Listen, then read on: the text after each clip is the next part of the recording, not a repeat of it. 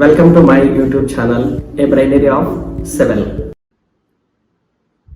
Today I am going to solve the fifth assignment of Advanced Concrete Technology. So the first question is, optimum dosage of Superplasticizer for a given binder composition can be determined from which of the following tests? So there are two tests which can give us the optimum dosage of Superplasticizer. So the first test is Marsh cone test and second is mini slump test. So by using these two tests we can able to determine the optimum dosage of Superplasticizer. Okay, so then the answer will become option C for question number 1. Next question, for proportioning concretes with low water cement ratio. So it is less than 0.31. Which among the following superplasticizers give the best performance? Okay, so now coming to, he has given 4 types of superplasticizers. Okay, so actually PCE based, that is polycarboxylic acid,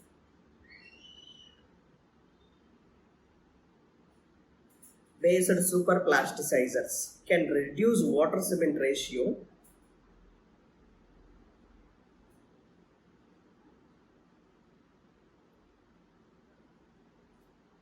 less than 0.31. So for this question answer is A, but lingosulfates, coming to lingosulfates, these lingosulfates are first generation superplasticizer.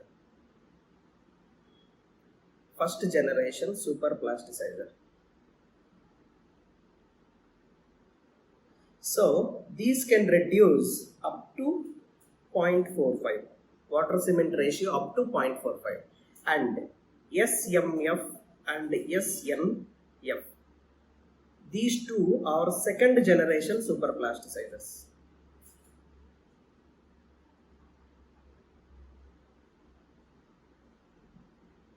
So these can reduce, SMF can reduce up to 0.29 to 0.31 and SNF can reduce up to 0.35 to 0.40.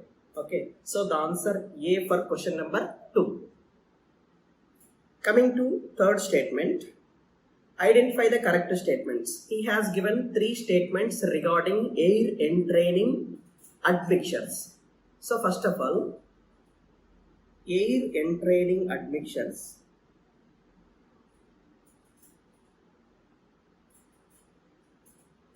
protect against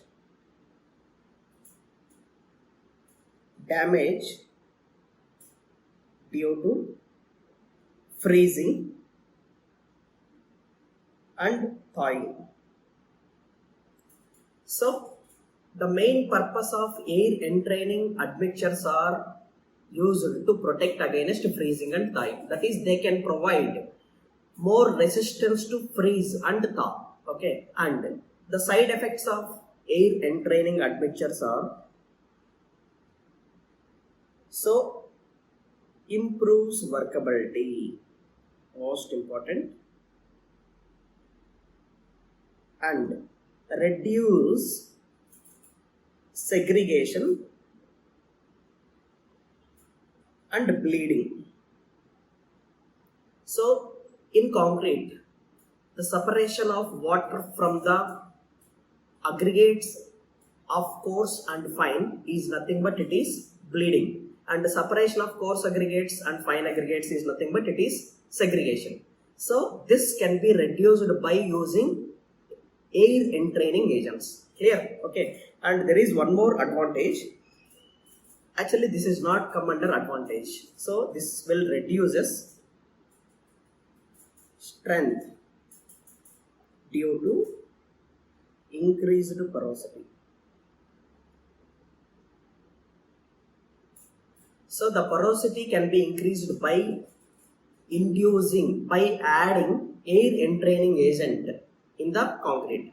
Air-entraining agent will induce air bubbles. When there is induction of air bubbles, the porosity, that is the air gaps, can be increased. By increase of this air gaps, the strength can be reduced. Clear? So, answer for question number 3 is answer D. All the statements are correct. Next question. An M40 grade concrete is to be used for underwater concreting of a bridge foundation for increasing the washout resistance of the concrete. Which among the following chemical admixture can be recommended? The most important, underwater concreting is also called as dreamy concreting. Okay, so now to provide stability against extremely flowable concrete. Extremely flowable concrete. It is required to use viscosity modifying agents. So that is VMAs.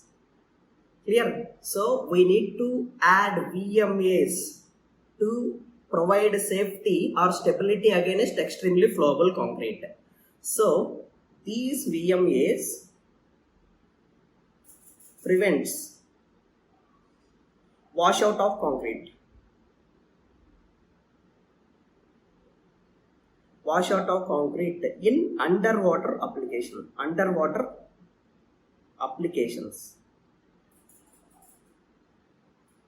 So generally VMAs are also called as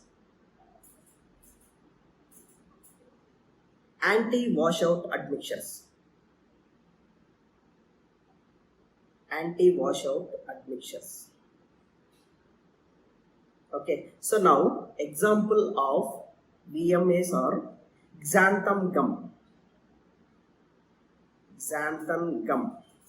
and diton gum, and alginates, and hydroxypropyl starch.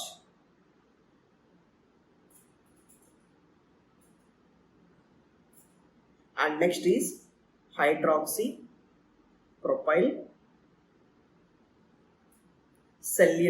methyl cellulose. Okay, so these are all the examples of viscosity modified agents.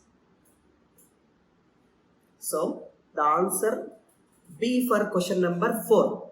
Okay, it is a more theory topic, so you can listen very carefully.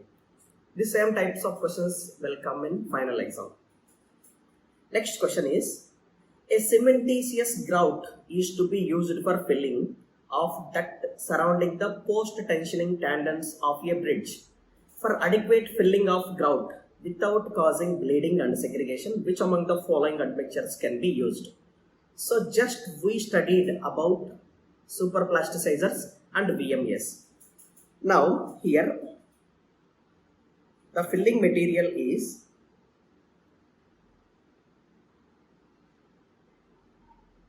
resist bleeding and segregation, or viscosity modifying agents. So viscosity modifying agents can reduce segregation and bleeding, and superplasticizers are to increase filling ability. So by adding superplasticizers, the concrete can move very freely. That is induction of plasticity to the concrete, the main function of superplasticizer. In that case, all the concrete can able to fill very slowly. Okay, so now the answer for question number 5 is A, that is superplasticizer to increase filling ability and VMA to increase segregation resistance. Clear? Okay, answer A for question number 5. Next question. The addition of viscosity modifying agent can result in. So just we studied, it can reduce segregation and bleeding. So now the addition of viscosity modifying agents result in. So this can make the concrete stable. That is, the flowable concrete can be made as stable by adding viscosity modifying agent, by decreasing workability. So the first statement is wrong because VMA can increase the workability of concrete. It is a wrong statement. And next statement is because of VMAs, the rate of reaction can be decreased at early ages. Okay, so the statement 2 is correct. Answer, it is B for question number 6. Clear? Coming to question number 7, the working action of corrosion inhibitors can be.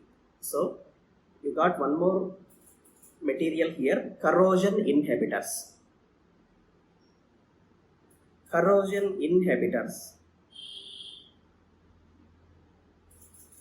Working action. So what corrosion inhibitors can do? So the first one is oxidizing or non-oxidizing passivators of steel. That is, steel can be for steel, corrosion can be occurred by passivators. These passivators can be oxidized or non-oxidized by corrosion inhibitors. That is, they are able to reduce the amount of corrosion happening for the steel. This is the first function. And they can also act as oxygen scavengers.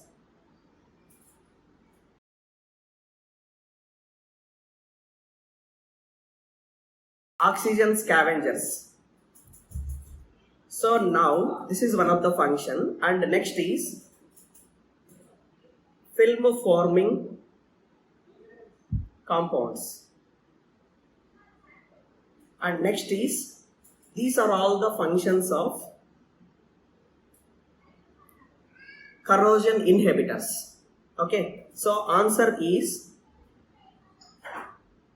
D for question number 7. Okay, next. Coming to question number 8. Which of the following compound can be used as air-entraining admixture? Clear? So air-entraining admixtures can be, what are all the common chemicals? Some common chemicals used as air-entraining admixture. So the first one is neutralized vinsol resin, and second one is derivated pine rosin. Third one is fatty acids. These fatty acids are palmitic or stearic acid.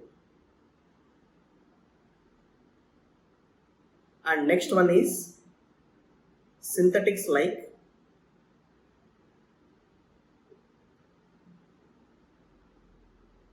dodecyl benzene sulfonate. So these are all can be used as air-entraining admixtures. So out of all the option, neutralized vinsol resin can be used as air-entraining admixture. Clear? Next, coming to question number 9. calcium nitrate can be used as? So in the 7th question I already told. Calcium nitrate is one of the inorganic corrosion inhibitors. So corrosion inhibitors are 2 types. First one is inorganic. In inorganic, calcium nitrate. And in the organic state, amines. So organic. Amines, esters, and alkanomines.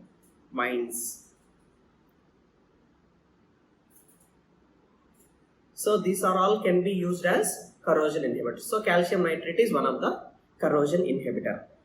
This corrosion inhibitor, so answer, it can also used as accelerator, that is type 2 set controller accelerator.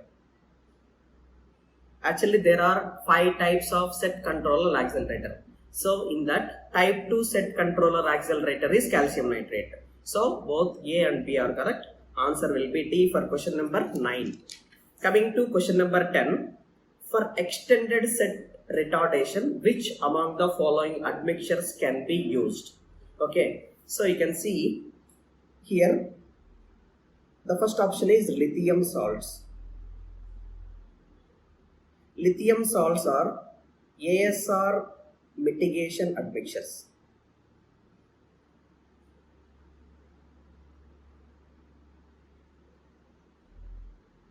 And gluconic acid,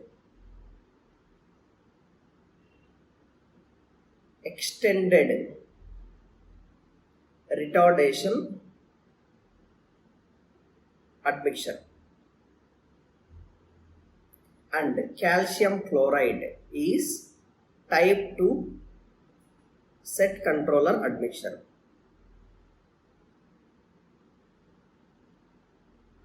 And potassium carbonate